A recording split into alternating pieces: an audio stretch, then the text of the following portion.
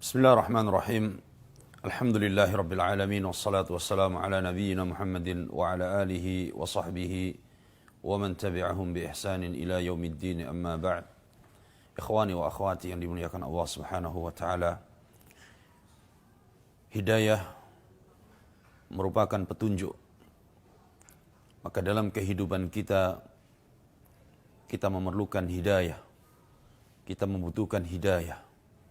Oleh sebab itu, seorang senantiasa dia memohon hidayah kepada Allah Subhanahu wa taala. Bahkan kita sebagai muslim yang telah diberi hidayah oleh Allah dengan hidayah iman, hidayah Islam, kita senantiasa memohon di dalam salat kita. Setiap rakaat kita membaca ihdinas siratal mustaqim. Ya Allah, tunjukkanlah kepada kami hidayah, jalan yang lurus. Kita memohon kepada Allah agar diberikan petunjuk kepada jalan yang lurus. Nah, bagaimana kita bisa memperoleh hidayah dan agar hidayah itu senantiasa melekat pada diri kita dan kita bisa istiqamah di atasnya? Ada beberapa sebab. Yang pertama adalah si'atus sadri. Kita harus berlapang dada dan kita siap menerimanya. Apapun yang Allah berikan, apapun yang Allah perintahkan, apapun yang Allah larang, maka kita harus siap untuk menerimanya. Oleh sebab itu, sebab utama untuk mendapatkan hidayah adalah kelapangan hati kita. Dan ini firmankan oleh Allah Subhanahu wa taala, "Faman yuridillahu," dan barang siapa yang Allah inginkan baginya hidayah, maka Allah akan melapangkan dadanya.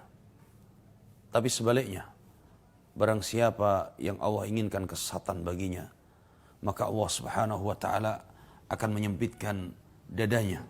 Ini difirmankan oleh Allah, "Faman yuridillahu an yahdiyahu yashrah sadrahu lil Islam." Barang siapa yang Allah inginkan hidayah untuknya, hidayah Islam, Allah akan lapangkan dadanya untuk menerima hidayah ini. Kemudian ketika kita memohon hidayah kepada Allah di dalam salat kita, ihdinas siratal mustaqim, maka wajib bagi kita untuk berusaha mencari hidayah. Tidak hanya sekedar kita membaca dan meminta saja, tapi ada usaha agar kita mendapatkan hidayah dari Allah Subhanahu wa taala. Yang kedua, sebab mendapatkan hidayah adalah istidamatu dzikrillah taala. Senantiasa memperbanyak berzikir kepada Allah Subhanahu wa taala. Karena hati kita akan hidup ketika kita disibukkan dengan berzikir kepada Allah Subhanahu wa taala. Hati kita, dada kita akan menjadi lapang ketika kita banyak berzikir kepada Allah Subhanahu wa taala. Ini yang difirmankan oleh Allah, "Ala bi dzikrillah tatma'innul qulub." Bahwa yang menjadikan hati kita itu tenang, bahagia, nyaman adalah karena banyak berzikir kepada Allah Subhanahu wa taala.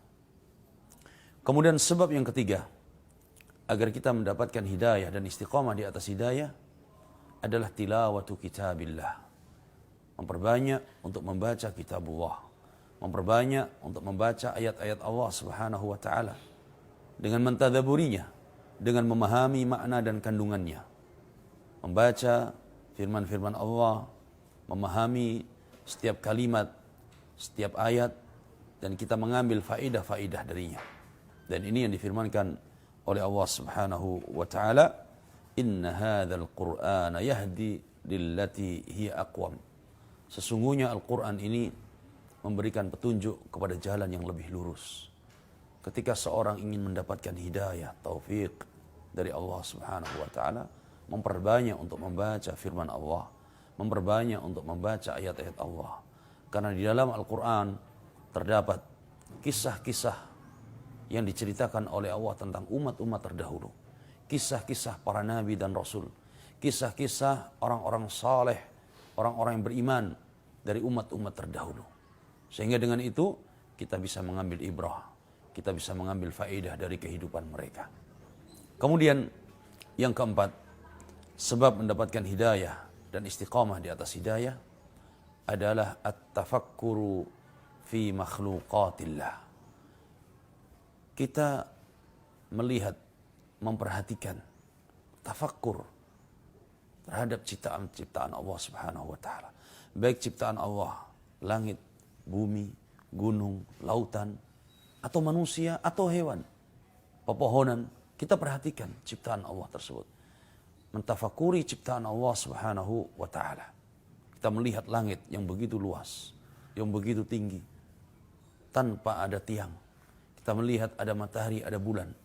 Maka ini ada pencipta, dan penciptanya adalah Allah Subhanahu wa taala. Karena itu Allah firmankan di dalam ayatnya, "Inna fi khalqis samawati wal ard wa ikhtilafil laili wan nahar la ayati liulil albab." Sesungguhnya pada ciptaan Allah, langit-langit dan bumi-bumi, kemudian perbedaan antara siang dan malam, ada tanda-tanda kekuasaan Allah bagi orang-orang yang mau berfikir, bagi mereka yang mau mentadaburinya, bagi mereka yang mau mentafakurinya, bahwa itu semua adalah makhluk yang besar yang Allah ciptakan, dan itu adalah salah satu dari ciptaan Allah Subhanahu wa taala. Kemudian ketika kita mentafakuri diri kita, badan kita, jasad kita, kita punya rambut, kita punya mata, sampai semua organ tubuh kita, maka di situ ada tanda-tanda kekuasaan Allah. Maka ini ada penciptanya, yaitu Allah Subhanahu wa taala. Maka Allah firmankan dalam Al-Quran, wa fi anfusikum afala tubsirun. Dan pada diri kalian, tidakkah kalian perhatikan? Tidakkah kalian perhatikan? Pada diri kalian ada tanda-tanda kekuasaan Allah Subhanahu wa taala. Kemudian selanjutnya yang kelima, agar kita mendapatkan hidayah dan istiqamah di atas hidayah, rifqatus salihin al-akhyar. Kita bersahabat, kita berteman, kita berkawan, kita bermajlis dengan orang-orang saleh, yang ketika kita bermajlis dengan mereka, kita diingatkan dengan Allah, kita diingatkan tentang sunnah-sunnah, kita diingatkan dengan kebaikan, kita diberikan nasihat. Ini adalah majlis yang bisa menguatkan keimanan, majlis yang bisa mengokohkan istiqomah kita di atas hidayah. Oleh karena itulah Allah Subhanahu wa taala menyebutkan tentang orang-orang yang bersahabat dan berkawan. Al-akhillau yawma idzin ba'duhum li ba'din adu illa al-muttaqin. Sesungguhnya teman-teman karib, sahabat-sahabat dekat, nanti pada hari kiamat mereka akan menjadi bermusuh-musuhan kecuali orang-orang yang bertakwa. Persahabatan yang dibangun di atas takwa, persahabatan yang dibangun di atas keimanan, maka ini yang akan menjadi kekal. Karena itulah Nabi SAW menyebutkan, al-mar'u ala dini khalilih falyandur ahadukum man yukhalil. Sesungguhnya seorang itu sesuai dengan agama temannya, maka perhatikan siapa teman dia. Kalau teman dia orang-orang saleh, teman dia adalah orang-orang yang istiqamah, maka kita bisa melihat secara zahir bahwa dia adalah termasuk orang-orang saleh tersebut.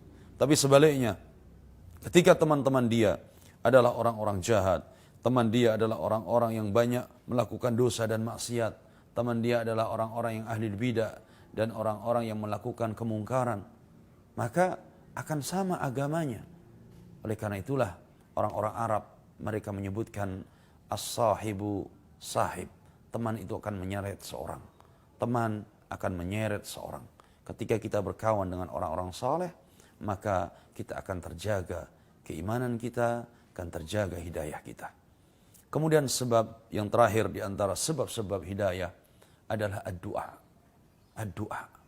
Kita tidak boleh lupa untuk terus berdoa, memohon kepada Allah Subhanahu wa taala. Karena doa adalah silahul mu'min. Doa adalah senjata orang yang beriman. Doa ini senjata utama. Maka kita harus senantiasa memohon kepada Allah Subhanahu wa taala, karena hidayah di tangan Allah. Kita membutuhkan hidayah ini. Kita mengetuk dan kita meminta, memohon kepada Allah Subhanahu wa taala. Dan ini yang difirmankan oleh Allah Subhanahu wa taala, wa qala rabbukum ud'uni astajib lakum. Dan Allah Subhanahu wa taala berfirman, ud'uni astajib lakum. Mohonlah, berdoalah kepadaku, pasti aku akan mengabulkan doa kalian. Maka di antara doa Nabi sallallahu alaihi wasallam tentang hidayah adalah Allahumma inni as'alukal huda wat tuqa wal afaf wal ghina. Allahumma inni as'alukal huda. Ya Allah, aku memohon kepadamu petunjuk, hidayah, hidayah. Sebagaimana pada ayat dari surat Al-Fatihah, ihdinas siratal mustaqim. Ya Allah, tunjukkanlah kepada kami jalan yang lurus. Maka kita membaca doa ini, Allahumma inni as'alukal huda wat tuqa wal afaf wal ghina. Mudah-mudahan kita semuanya dijaga oleh Allah di atas hidayah dan terus diberikan istiqamah di atas hidayah tauhid dan sunnah Nabi sallallahu alaihi wasallam. Hadza wallahu alam wa sallallahu ala nabiyyina Muhammad wa ala alihi wa sahbihi wasallam walhamdulillahi rabbil alamin.